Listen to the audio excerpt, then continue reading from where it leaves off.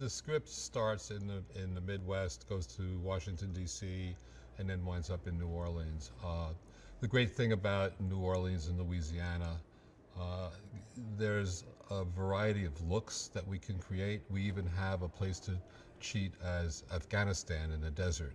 That's about an hour away from here.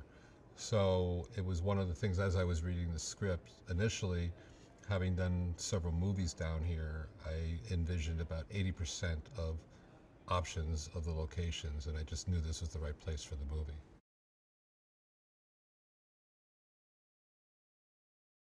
This is my first time with Tom, and the man is just amazing. He's infectious in terms of his work ethic and his focus on the movie. He's genuine. He embraces everybody, and he and Ed are of the same mind. And what makes it really a pleasure for me is just seeing how the two of them really are on the same page. The collaboration is magic, really. It doesn't happen on every film because the creative process is a process of people with different opinions and ideas. And the two of them spent a lot of time in the early days. They went through the script and talked things through, and as a result, came up with the best version of the script. And we haven't had to really change things along the way. It was all done before we started filming, which these days is unusual. And Tom shows up on time. He's ready to go. He comes in with great energy and spirit. Ed is a seasoned professional, knows what he wants, knows how he has to get it, is very efficient with his time, knows how to shoot, knows how to get the most out of a sequence. And it's been fantastic.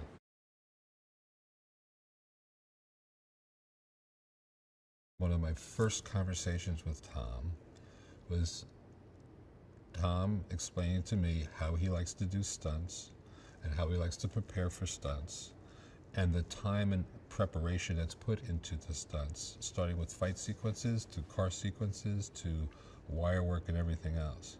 And he made it really clear to me what he needed, to make it work.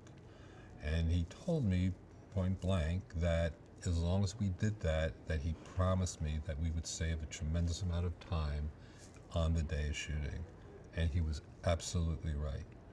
His training regimen for himself and the training regimen he created for Colby, I've never seen before. It was 7 days a week, all day. It was amazing. And everything that we have done on film, we are shooting film, everything that we've done on film was rehearsed prior to. So we knew exactly what was going to happen. The car stunt we did tonight, we closed off a section of the quarter on a Sunday afternoon, so we brought Tom in to actually rehearse it. So we made sure that he knew exactly what was expected. We knew exactly what we were going to get, and so we knew where we were going to put the cameras. And that's how every stunt and every fight and every bit of action has been approached on this movie. And it might be somewhat of an investment in preparation, but it paid dividends in the shooting.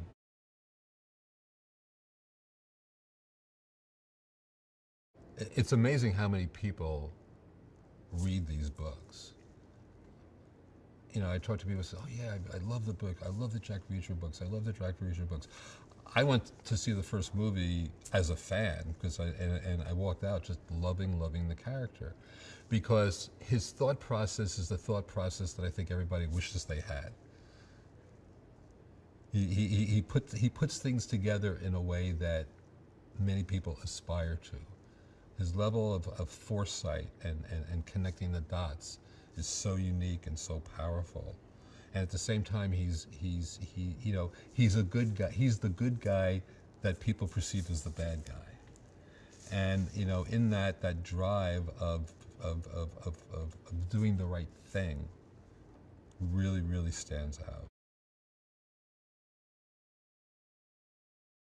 They joke with each other, they laugh, they giggle, they help each other, they collaborate with each other. And that ultimately, look, I'm a firm believer that the director and the actors and everybody else on the crew has to be in a comfort zone. If I can create a situation on a shooting crew where people are in their comfort zone, the best work is going to happen.